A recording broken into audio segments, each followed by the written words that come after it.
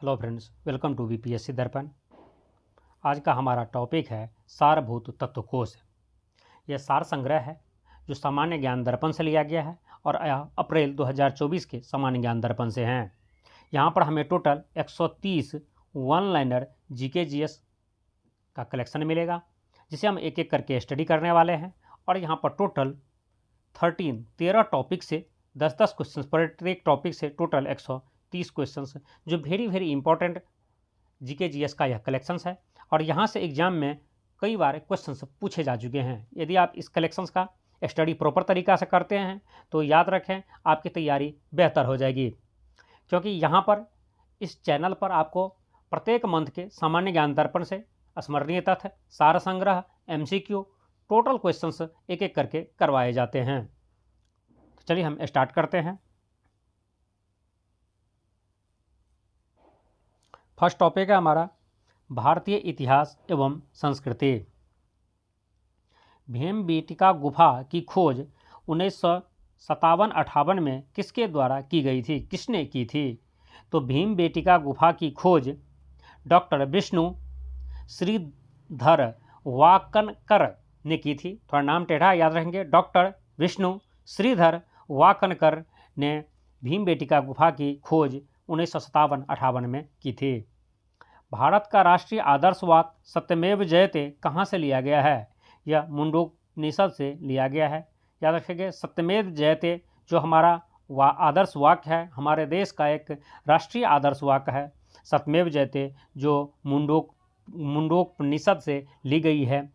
और यह क्वेश्चंस पता नहीं कितनी बार एग्जाम में पूछा जा चुका है। यदि आप प्रीवियस ईयर देखेंगे तो आपको पता चलेगा इस क्वेश्चन को बीपीएससी या अदर स्टेट पीसीएस या कह सकते हैं एसएससी रेलवे द्वारा सैकड़ों बार पूछा जा चुका है। महावीर स्वामी ने अपने उपदेश किस भाषा में दिए थे? तो महावीर स्वामी अपने उपदेश प्राकृतिक भाषा, जिसे अर्धमगही कहा जाता है, उसमें दिए थे।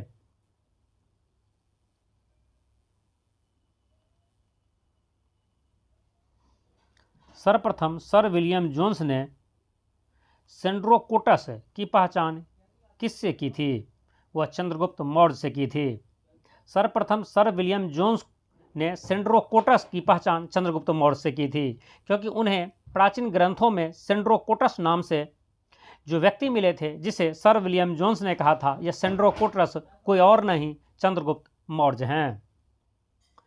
चोल साम्राज्य की स्थापना किसके द्वारा 850 ईस्वी में की गई थी? यह विजयालय के द्वारा की गई थी। चोल साम्राज्य की स्थापना 850 ईस्वी में विजयालय द्वारा किया गया था।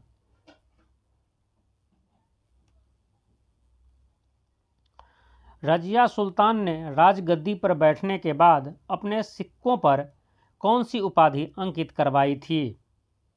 वह अमरत उल निस्वा की उपाधि अंकित करवाई थी। रजिया सुल्तान दिल्ली की गद्दी पर बैठने वाली पहली मुस्लिम शासिका थी, और कह सकते हैं पहली महिला शासिका थी जिन्होंने अमरत उल निस्वा अपने सिक्कों पर 6 अंकित करवाई थी। याद रखिए, यह एग्जाम में कई बार पूछा जाता है। दिल्ली की गद्दी पर बैठने वाली पहली महिला शासिका कौन थी? यह रजिया सुल्तान थी, और यह पहली मुस्लिम महिला भी थी। बाबर ने अपनी आत्मकथा बाबरनामा किस भाषा में लिखी हैं? यह तुर्की भाषा में लिखी हैं।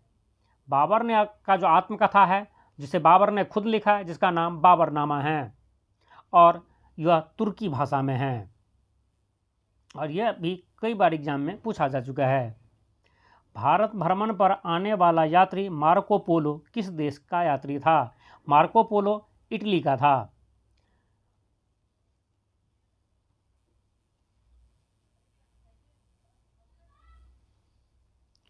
पानीपत की तृतीय युद्ध 1761 ईस्वी में मराठा तोपखाने का नेतृत्व किसने किया था? यह इब्राहिम खां गर्दी ने किया था। जैसे कि आप जानते हैं, पानीपत में 3 युद्ध हो चुका है। पानीपत की पहली लड़ाई, दूसरी और तीसरी। पहली 1526 में हुई थी, दूसरी 1556 में हुई थी, और तीसरी 1761 में हुई थी। तो 1761 में जो पानीपत की तीसरी लड़ाई थी, जिसमें मराठा की ओर से जो उसके तोप खाने का नेतृत्व कर रहे थे वह थे इब्राहिम खां गर्दी। निम्न जातीय एझावाओं एवं अछूतों द्वारा गांधी जी के अहिंसावादी तरीके से त्रावणकोर में वायकोम सत्याग्रह का नेतृत्व किसके द्वारा किया गया था? तो वायकोम सत्याग्रह का नेतृत्व टी.के. माधवन, के. केलपन तथा के.पी. केशवनन के द्वारा किया गया था। और याद रखिएगा, वायकोम सत्याग्रह 1924-25 में हुआ था। नेक्स्ट टॉपिक हमारा है राष्ट्रीय स्वतंत्रता आंदोलन। 1857 के विद्रोह के दौरान ब्रिटेन का प्रधानमंत्री कौन था? तो 1857 में जब विद्रोह हुआ था इंडिया में, 1857 की जब क्रांति हुई थी, उस समय ब्रिटेन के प्रधानमंत्री थे विस्कॉन्ट पामेस्टर्न। विस्कॉन्ट पामेस्टर्न जो हैं से उस समय ब्रिटेन के प्रधानमंत्री थे जब 1857 का विद्रोह हुआ था। भारतीय राष्ट्रीय कांग्रेस का पहला अधिवेशन 28 दिसंबर 1885 को कहाँ संपन्न हुआ था? वह बम्बई में संपन्न हुआ था, और बम्बई में गोकुलदास तेजपाल संस्कृत कॉलेज में। तो याद रखेंगे, भारतीय राष्ट्रीय कांग्रेस का जो पहला अधिवेशन कब हुआ था? तो यह 28 दिसंबर 1885 को हुआ था, और यह हुआ था गोकुलदास तेजपाल संस्कृत कॉलेज बम्बई में। यह भी कई बार एग्जाम में पूछा जा चुका है। सारे जहां से अच्छा हिंदुस्तान हमारा नामक लोकप्रिय गीत की रचना 1905 में किसने की थी? इसकी रचनाकार हैं मोहम्मद इकबाल। मोहम्मद इकबाल ने सारे जहां से अच्छा हिंदुस्तान हमारा लोकप्रिय गीत की रचना की थी 1905 में। चौरी चौका कांड जो 5 फरवरी 1922 को हुआ था, उसके दौरान भारत में वायसराय कौन थे? तो लॉर्ड रीडिंग थे। चौरी चौरा कांड जब 5 फरवरी 1922 को हुआ था, जिसमें यूपी के चौरी चौरा स्थान पर जो है सो थाने में आग लगा दिया गया था, जिसके वजह से कई पुलिस ऑफिसर जल गए थे। उस समय उसका वायसराय था लॉर्ड रीडिंग। किस कानून को बिना वकील, बिना दलील और बिना अपील का कानून कहा जाता है? यह रॉलेट एक्ट को कहा जाता है। रॉलेट एक्ट को बिना वकील, बिना दलील और बिना अपील का कानून कहा जाता है।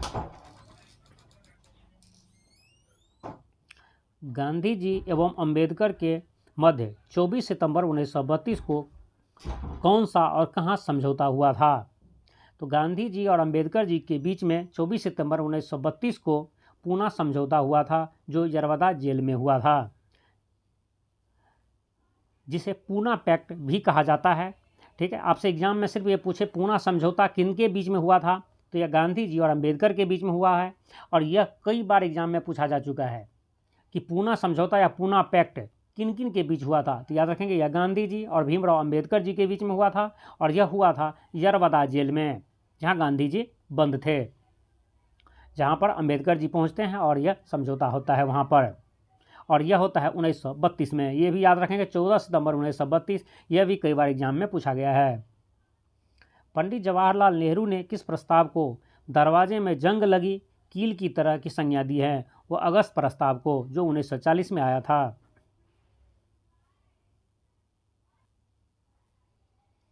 सुभाष चंद्र बोस ने मलेशिया में आज़ाद हिंद फौज को संबोधित करते हुए क्या कहा था? उन्होंने कहा था, तुम मुझे खून दो, मैं तुम्हें आज़ादी दूंगा। देखिए, यह स्टेटमेंट कई बार एग्जाम में पूछा गया है कि तुम मुझे खून दो, मैं तुम्हें आज़ादी दूंगा। यह किसका स्टेटमेंट है या किसका वक्तव्य है? तो याद रखें कि यह सुभाष चंद्र बोस का है। साथ ही यह स्टेटमेंट सुभाष चंद्र बोस ने कहाँ दिया था, यह भी कई एग्जाम में पूछा गया है। तो याद रखें कि उन्होंने यह स्टेटमेंट मलेशिया में दिया था। तुम मुझे खून दो, मैं तुम्हें आज़ादी दूंगा का स्टेटमेंट सुभाष चंद्र बोस जी ने दिए थे, और वह मलेशिया में दिए थे। मुस्लिम लीग ने कब प्रत्यक्ष कार्यवाही दिवस के रूप में मनाया? वह 16 अगस्त 1946 को प्रत्यक्ष कार्यवाही दिवस के रूप में मनाया है। मुस्लिम लीग के द्वारा 16 अगस्त 1946 को प्रत्यक्ष कार्यवाही दिवस के रूप में मनाया गया था। चंद्रशेखर आज़ाद का जन्म 23 जुलाई 1906 को कहाँ हुआ था? उसका जन्म हुआ था मध्य प्रदेश के भरवा गांव अलीराजपुर में। तो यह भी एग्जाम में पूछा गया। प्रीवियस पेपर खोल के देखें तो आपको पता चलेगा कि चंद्रशेखर का आज़ाद का जन्म कहाँ हुआ था। तो उसका यह ऑप्शन में आपको एक गाँव का नाम लिखा है एक्चुअली, ठीक है। तो याद रखेंगे यह भरवा गाँव में हुआ था, जो मध्य प्रदेश के अलीराजपुर क्षेत्र में है, और उसका जन्म हुआ था 23 जुलाई 1906 को। नेक्स्ट टॉपिक है हमारा भारतीय राज्य व्यवस्था एवं संविधान। राष्ट्रीय ध्वज तिरंगा को संविधान सभा द्वारा कब स्वीकृति प्राप्त हुई? यह 22 जुलाई 1947 को हुई थी। सेम कोई यह क्वेश्चन भी प्रीवियस ईयर में पूछा जा चुका है। राष्ट्रीय ध्वज तिरंगा को संविधान सभा द्वारा 22 जुलाई 1947 को स्वीकृति हुई थी। डॉक्टर भीमराव अंबेडकर को किस वर्ष भारत रत्न प्रदान किया गया था? तो डॉक्टर भीमराव अंबेडकर को 1990 में भारत रत्न प्रदान किया गया था, और अब तक टोटल 53 लोगों को भारत में भारत रत्न दिया जा चुका है, और इस साल 2024 में एक साथ 5 लोगों को भारत रत्न दिए गए हैं।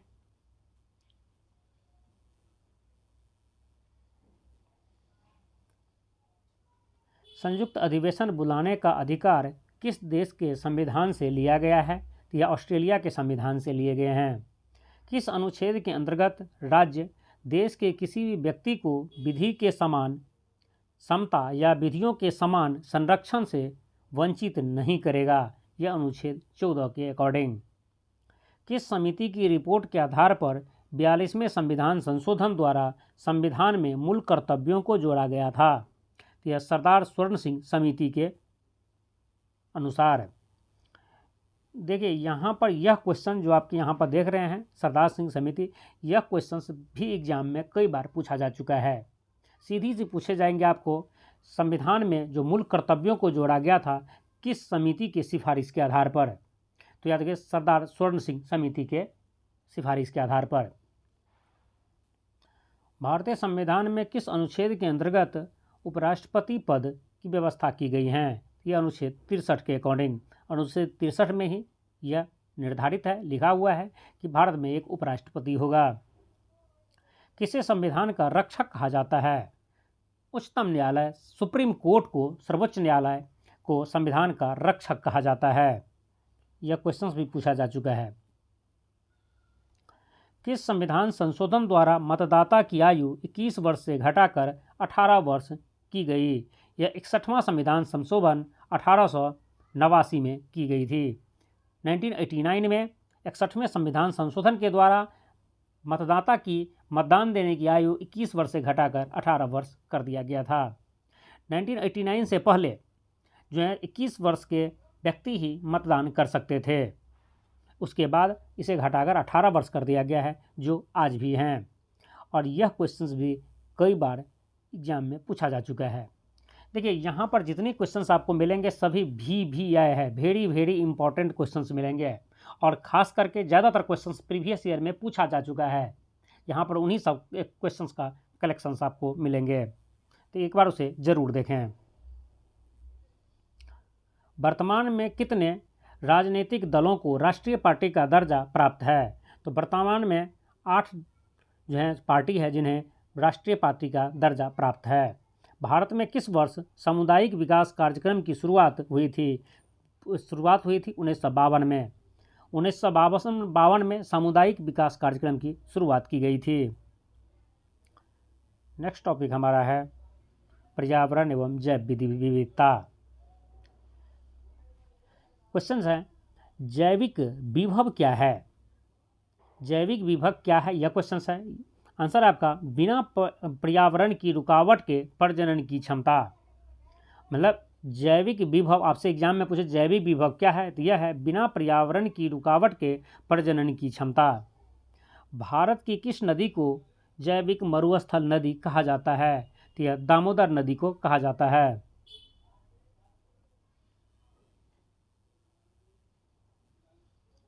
भारत में जैव विविधता के हॉटस्पॉट कौन कौन से हैं? भारत में जो जैव विविधता का हॉटस्पॉट 4 हैं: हिमालयी क्षेत्र, इंडो बर्मा, पश्चिमी घाट एवं श्रीलंका क्षेत्र और सुंडालैंड। वन एवं वन जीवों की सुरक्षा के लिए राजस्थान सरकार की ओर से कौन सा पुरस्कार दिया जाता है? या अमृत देवी स्मृति पुरस्कार दिया जाता है। आपसे ये एग्जाम में पूछा जा सकता है कि अमृत देवी स्मृति पुरस्कार इनमें से किस राज्य द्वारा दिया जाता है? तो यह राजस्थान सरकार द्वारा दिया जाता है। दूसरा क्वेश्चन, यह किस लिए दिया जाता है? तो याद रखेंगे, यह वन्य जीवों की सुरक्षा के लिए राजस्थान सरकार द्वारा अमृता देवी स्मृति पुरस्कार दिया जाता है।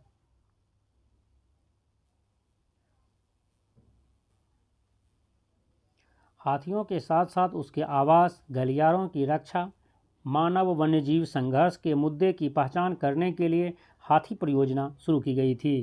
तो याद रखेंगे, हाथी परियोजना 1992 में शुरू की गई थी। और यह एग्जाम में कई बार पूछा गया है और सीधा सा एक लाइन का क्वेश्चन पूछा जाता है कि हाथी परियोजना कब शुरू की गई थी? तो यह 1992 में शुरू की गई थी।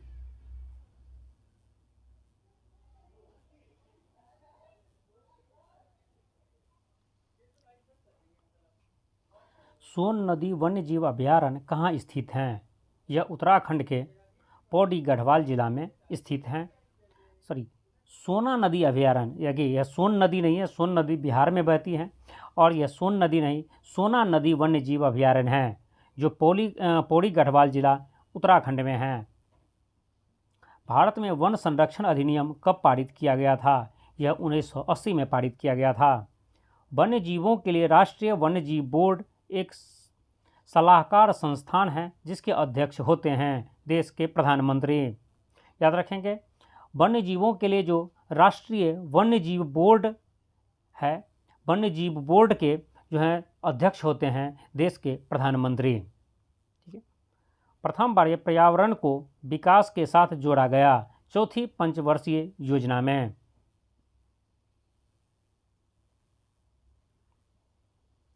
ग्रीन पीस इंटरनेशनल का मुख्यालय कहाँ स्थित है? ग्रीन पीस इंटरनेशनल है, उसका मुख्यालय नीदरलैंड के एम्स्टर्डम में है। नेक्स्ट टॉपिक हमारा है जलवायु परिवर्तन एवं आपदा। ग्रीन क्लाइमेट फंड की स्थापना कब की गई? तो ग्रीन क्लाइमेट फंड की स्थापना 2010 में की गई। 30 नवंबर से 13 दिसंबर 2023 तक कहाँ संयुक्त राष्ट्र जलवायु परिवर्तन सम्मेलन के 28वें सत्र COP28 का आयोजन किया गया? यह दुबई में किया गया, यूएई के शहर दुबई में। भारत के रिवर सिटीज अलायंस से प्रेरित होकर 9 देशों ने 10 दिसंबर 2023 को कहाँ पर आयोजित सम्मेलन में global river cities alliance GRCA का शुभारंभ किया? यह भी यूएई के शहर दुबई में।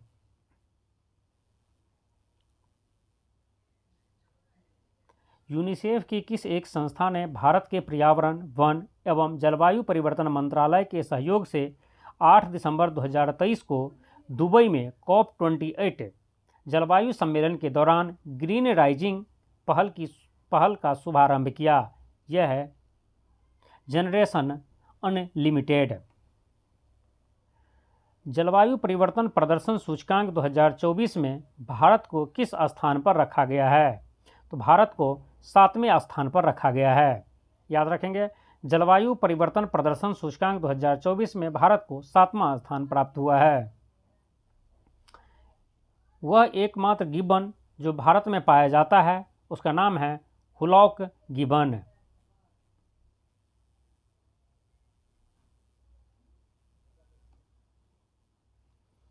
भारत के किस शहर में 28 जुलाई 2023 को G20 पर्यावरण एवं जलवायु स्थिरता मंत्री स्तरीय बैठक आयोजित हुई? तो वह है चेन्नई शहर जो तमिलनाडु की राजधानी है। प्रथम विश्व जलवायु सम्मेलन किस वर्ष हुआ था? तो यह 1979 में हुआ था।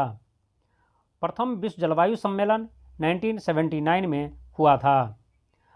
वह प्रोटोकॉल जिसमें ओजोन परत के संरक्षण हेतु उसके उत्तरदायी गैस पर प्रतिबंध का प्रस्ताव पारित हुआ, तो वह था मॉन्ट्रियल प्रोटोकॉल।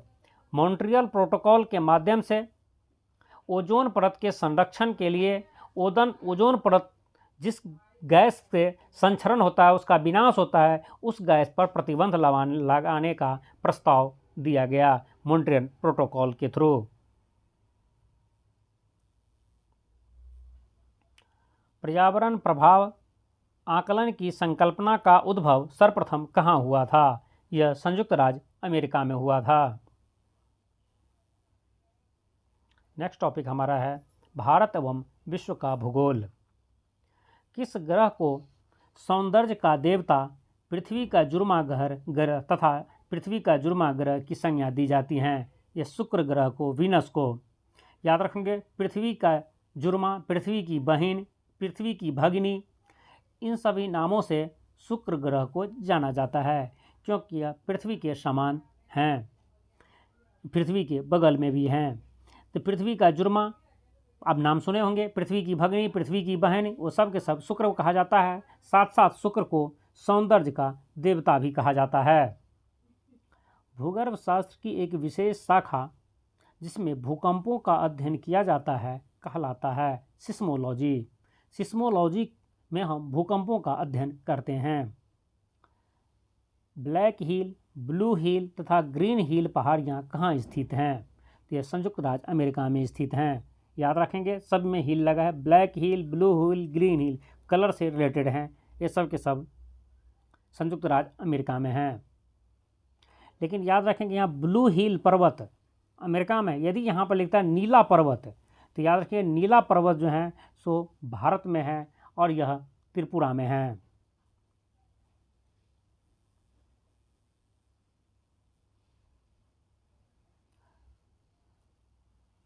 असवान बांध किस नदी पर बना है? यह नील नदी पर बना है।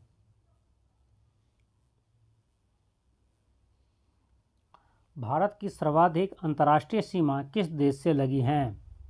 तो यह बांग्लादेश से लगी हैं। भारत की जो सर्वाधिक अंतर्राष्ट्रीय सीमा है वो बांग्लादेश से लगी हैं और सबसे छोटी सीमा अफगानिस्तान से है, सिर्फ 106 किलोमीटर। सतपुड़ा की पहाड़ियाँ मध्य प्रदेश में स्थित हैं। इसकी सबसे ऊंची चोटी कौन सी है? तो यह धूपगढ़ सतपुड़ा की सबसे ऊंची चोटी है जो मध्य प्रदेश में है और उसकी ऊंचाई 1350 मीटर है। भारत की सबसे ऊंची झील चोलामू झील किस राज्य में स्थित हैं? यह सिक्किम में स्थित हैं। याद रखेंगे, भारत की जो सबसे ऊंची झील है उसे चोलामू झील कहते हैं और जो सिक्किम में स्थित हैं। भारत में जूट उत्पादन का पहला कारखाना 1855 में कहाँ खोला गया था? यह सिरसा, कलकत्ता में खोला गया था। नॉर्मन बोरलॉग को हरित क्रांति का जनक माना जाता है। वह किस देश के कृषि वैज्ञानिक थे? वह अमेरिका के कृषि वैज्ञानिक थे। नॉर्मन बोरलॉग हरित क्रांति के जनक हैं जो अमेरिका से बिलोंग्स करते हैं। और आप कमेंट्स करके बताएंगे कि भारत में कृषि हरित क्रांति के जनक किसे कहा जाता है? किस शहर को भारत का मैनचेस्टर कहा जाता है? अहमदाबाद जो गुजरात की राजधानी है उसे भारत का मैनचेस्टर कहा जाता है। नेक्स्ट टॉपिक हमारा है भारतीय अर्थव्यवस्था। योजना आयोग के स्थान पर नीति आयोग कब अस्तित्व में आया? तो यह आया है 1 जनवरी 2015 को। और याद रखेंगे 2015 से लेकर के अब तक यहाँ से ये क्वेश्चन जो आपको यहाँ पर पूछे गए, यहाँ से 2 क्वेश्चंस बार बार पूछे जाते रहे हैं। क्वेश्चन नंबर 1, योजना आयोग के स्थान पर नीति आयोग कब अस्तित्व में आया? सेम यही क्वेश्चन जो 1 जनवरी 2015 को आया। और दूसरा क्वेश्चन, योजना आयोग पर इनमें से कौन सा आयोग स्थान लिया है? तो याद रखेंगे वह नीति आयोग। ये 2 क्वेश्चंस यहाँ से पता नहीं कितनी बार पूछा जा चुका है। प्रथम पंचवर्षीय योजना किस मॉडल पर आधारित थी? तो प्रथम पंचवर्षीय योजना हैराल्ड डोमर मॉडल पर स्थित थी। स्वतंत्र भारत का पहला बजट 26 नवंबर 1947 को किस वित्त मंत्री द्वारा पेश किया गया था? यह R.K. सन्मुख चेट्टी के द्वारा पेश किया गया था। याद रखेंगे, स्वतंत्र भारत का पहला बजट 26 नवंबर 1947 को पेश किया गया था और पेश करने वाले जो वित्त मंत्री थे वे थे R.K. सन्मुखम चेट्टी। किस वर्ष भारतीय आयात निर्यात एग्जिम बैंक की स्थापना की गई? तो एग्जिम बैंक की स्थापना 1982 में 1 जनवरी को की गई। पूर्व प्रधानमंत्री अटल बिहारी वाजपेयी ने कब किसान कॉल सेंटर व कृषि चैनल का उद्घाटन किया था? जनवरी 2004 में।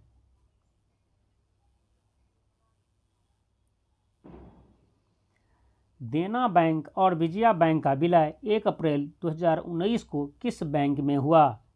देना बैंक और विजया बैंक का विलय 1 अप्रैल 2019 को बैंक ऑफ बड़ौदा में हो गया है।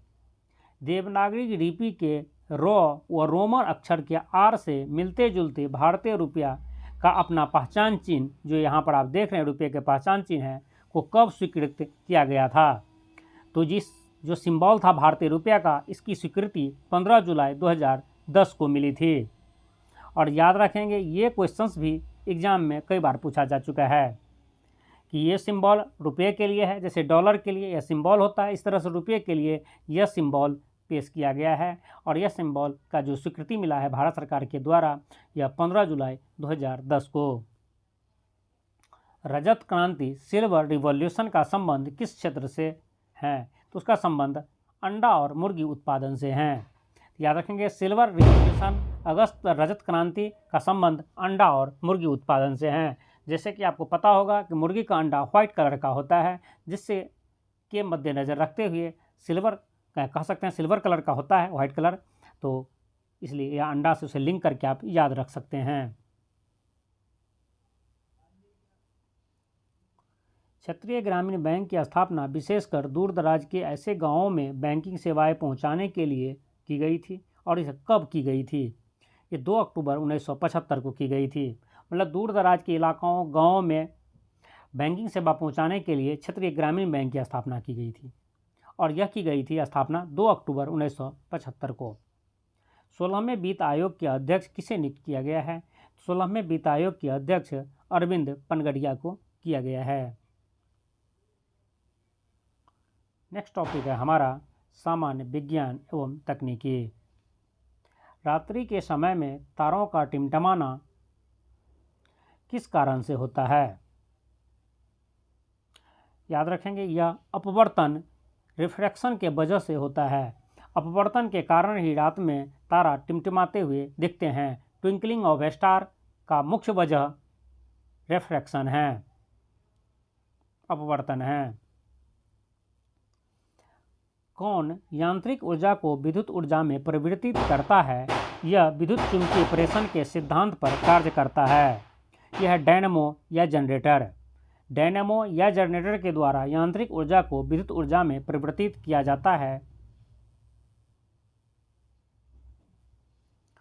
मतदान के दौरान मतदाता की अंगुलियों पर निशान लगाने वाली स्याही में किस रसायन का प्रयोग किया जाता है?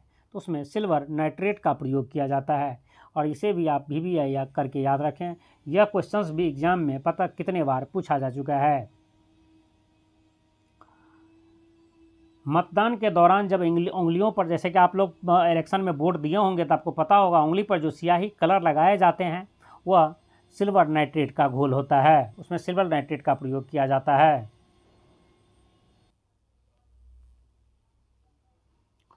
किस धातु का संग्रह केरोसिन या मिट्टी के तेल में डुबोकर किया जाता है? यह धातु है सोडियम। सोडियम का जो संरक्षण है, उसका रखने की जो तरीका है वह है मिट्टी के तेल में डुबोकर रखना, क्योंकि बाहर वो रिएक्शन करने लगता है, जिसकी वजह से उसे केरोसिन के तेल या मिट्टी के तेल में डुबोकर रखा जाता है। किस रेडियो सक्रिय तत्व का उपयोग रक्त कैंसर की चिकित्सा में किया जाता है? यह है कोबाल्ट 60 का उपयोग। कौन सा गैस फल पकाने में काम आती है? यह है एथिलीन गैस। एथिलीन गैस के द्वारा ही फल पकते हैं। किस रोग को मोतीझरा या मियादी बुखार भी कहते हैं? यह रोग पानी की गंदगी से फैलती हैं। इस रोग को टाइफाइड कहते हैं। याद रखिए, टाइफाइड एक ऐसा रोग है जो गंदे पानी पीने की वजह से फैलता है। और इस रोग को मोतीझरा या मियादी बुखार भी कहा जाता है।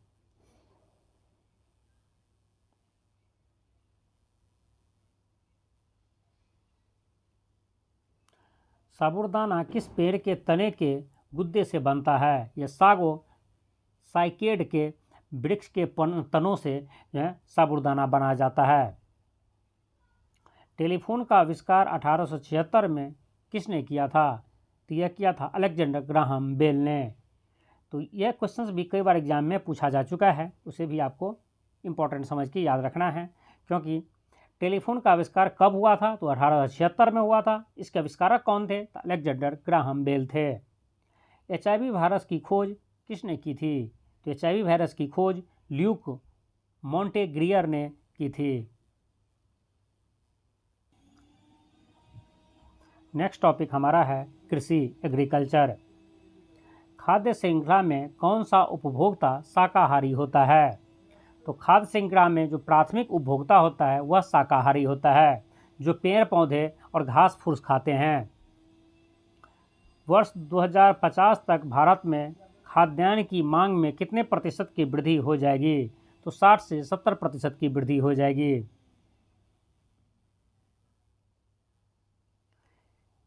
ग्रामीण ई कॉमर्स की अवधारणा क्या है? यह है ग्रामीण उत्पादों के लिए इलेक्ट्रॉनिक प्लेटफॉर्म प्रदान करना। भारत में सूरजमुखी का सर्वाधिक उत्पादन किस राज्य में होता है?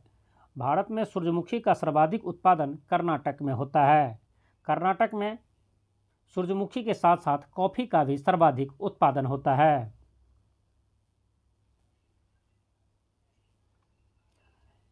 सिंधु, नीलम और निरंजन किसकी किस्में हैं? यह आम की किस्में हैं। राष्ट्रीय जैविक खेती विकास केंद्र कहाँ स्थित हैं? यह गाजियाबाद में स्थित हैं। किसे गरीबों का फल तथा शुष्क फलों का राजा कहा जाता है? वह बेर को कहा जाता है। बेर को गरीबों का फल और शुष्क फलों का राजा कहा जाता है। ये क्वेश्चंस भी एग्जाम में कई बार पूछे गए हैं कि गरीबों का फल किसे कहा जाता है। साथ ही याद रखेंगे आप, शुष्क फलों का राजा किसे कहा जाता है? दोनों ही आंसर है बेर। चंद्रा, कौशल, चित्रा 64 और धीरज 101 किस फसल की किस्में हैं? तो यह मूंगफली की किस्में हैं।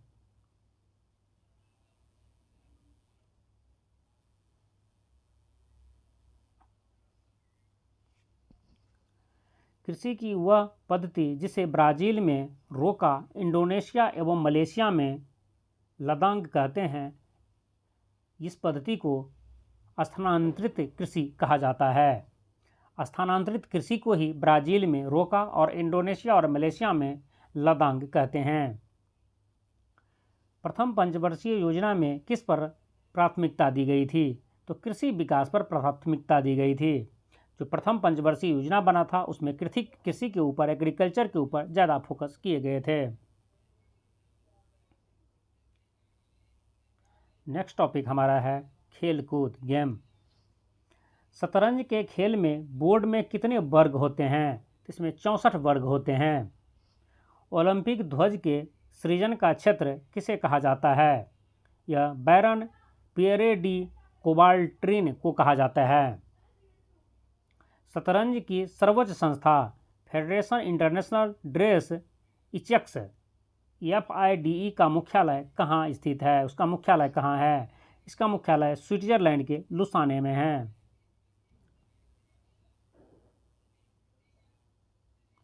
बटरफ्लाई शब्द किस खेल से संबंधित हैं? यह तैराकी से संबंधित हैं। ICC क्रिकेट विश्व कप में शतक लगाने वाली प्रथम भारतीय महिला खिलाड़ी हैं। यह है थिरुस कामिनी।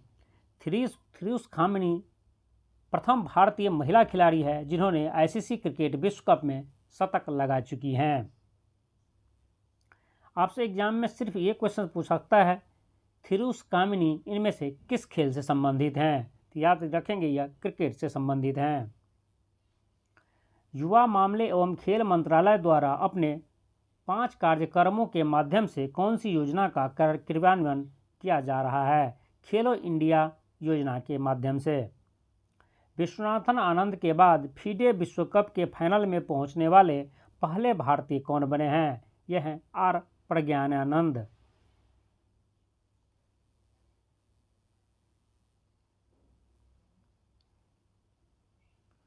भारत के सबसे तेज 4000 T20 रन बनाने वाले बल्लेबाज बन गए हैं, वह है ऋतुराज गायकवाड़।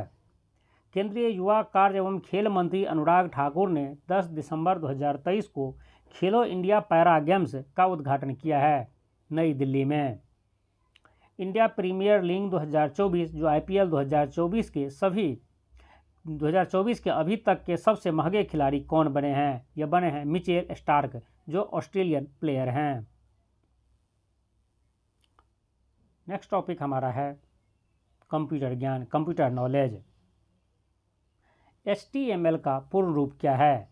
तो HTML का फुल फॉर्म है हाइपर टेक्स्ट मार्कअप लैंग्वेज।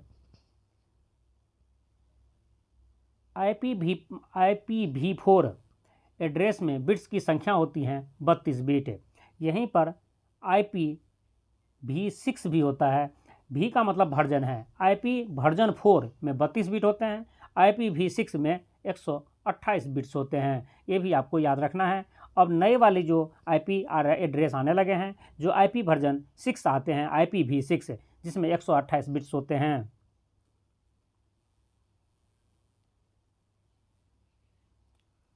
किस ऑब्जेक्ट या टेक्स्ट को मूव करते समय, मतलब किसी ऑब्जेक्ट या टेक्स्ट को मूव करते समय माउस बटन को नीचे होल्ड करने को क्या कहा जाता है? उसे ड्रैग कहा जाता है। जहां उसे छोड़ते हैं, जहां रखते हैं, उसे ड्रॉप कहा जाता है। विश्व कंप्यूटर साक्षरता दिवस कब मनाया जाता है? यह 2 दिसंबर को मनाया जाता है। इसे याद रखेंगे, कई बार एग्जाम में पूछा गया है। विश्व कंप्यूटर साक्षरता दिवस कब मनाया जाता है? तो यह 2 दिसंबर को मनाया जाता है। कंप्यूटर प्रोग्राम एक सेट जो कंप्यूटर हार्डवेयर को नियंत्रित करता है तथा प्रोग्राम और प्रयोक्ता के साथ इंटरफेस के रूप में कार्य करता है, ऑपरेटिंग सिस्टम कहलाता है। समान प्रोटोकॉल वाले नेटवर्क को जोड़ने के लिए प्रयोग किया जाता है, उसे ब्रिज का प्रयोग किया जाता है।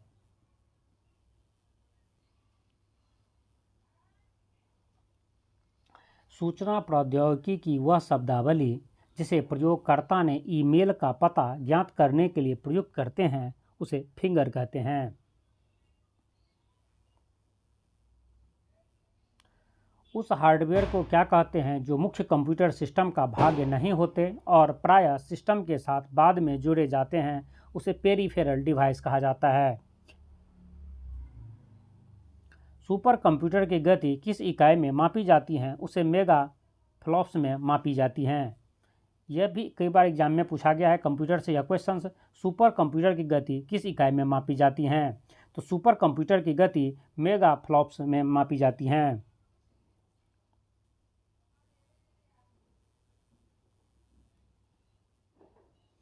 पहला इलेक्ट्रॉनिक कंप्यूटर ENIAC जिसे ANIAC किसके द्वारा बनाया गया था? तो पहला कंप्यूटर इलेक्ट्रॉनिक कंप्यूटर जो ENIAC था उसे जे प्रेस्पर एकर्ट और जॉन मोस्ले द्वारा बनाया गया था और ENIAC का फुल फॉर्म है electronic numerical integrator and calculator. Next topic हमारा है विविध मिसलेनियस। हर घर जल योजना की शुरुआत कब से जल जीवन मिशन के अंतर्गत की गई है? यह 2019 से। हर घर जल योजना की जो शुरुआत है वह जल जीवन मिशन के अंतर्गत 2019 से आई हैं। अहोम जनजाति किस राज्य में निवास करती हैं? अहोम जनजाति असम में निवास करती हैं। दक्षिण पूर्वी रेलवे तथा पूर्वी रेलवे दोनों का मुख्यालय कहाँ है? दोनों का मुख्यालय कोलकाता में है। याद रखेंगे, कोलकाता में दक्षिण पूर्व रेलवे और पूर्व रेलवे दोनों का मुख्यालय है।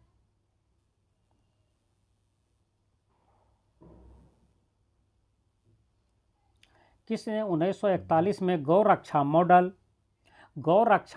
का गठन किया था? तो 1941 में गौरक्षा मंडल का गठन किया था पंडित मदन मोहन मालवीय ने।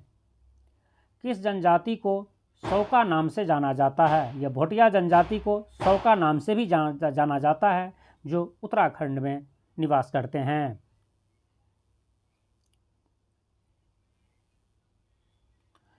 The Chipko movement a people's history नामक पुस्तक की रचना किसने की थी? इसकी रचना की थी शेखर पाठक ने।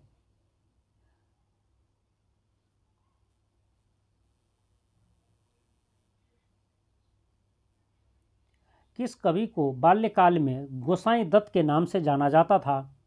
तो उसे सुमित्रानंदन पंत। सुमित्रानंदन पंत को बचपन में गोसाई दत्त के नाम से जाने जाते थे। भारत में सर्वाधिक जनसंख्या वृद्धि दर किस दशक में हुई है? भारत में जो सर्वाधिक जनसंख्या वृद्धि दर थी यह 1971 से 81 के बीच में हुई थी।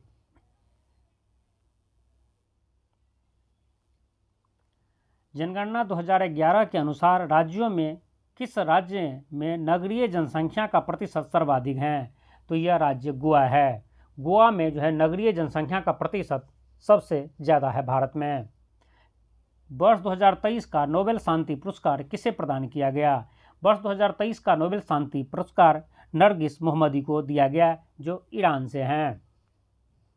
इस तरह से हमारा यह 130 क्वेश्चंस कह सकते हैं 130 इम्पॉर्टेंट क्वेश्चंस का जो कलेक्शन था वो हमारा कंप्लीट हुआ है। और आपको इसका PDF चाहिए तो आप हमारे टेलीग्राम चैनल से ले सकते हैं जिसका नाम BPSC दर्पण ही है और इसका लिंक्स आपको इस वीडियो के डिस्क्रिप्शन बॉक्स में मिल जाएंगे। यदि यह वीडियो आपको यूजफुल लगा हो तो उसे लाइक कर दीजिए, अपने फ्रेंड्स को शेयर कर दीजिए। और आप इस चैनल पर नए हैं और इसी तरह के वीडियो देखना चाहते हैं तो आप हमारे इस चैनल को सब्सक्राइब कर लीजिए। जय हिंद।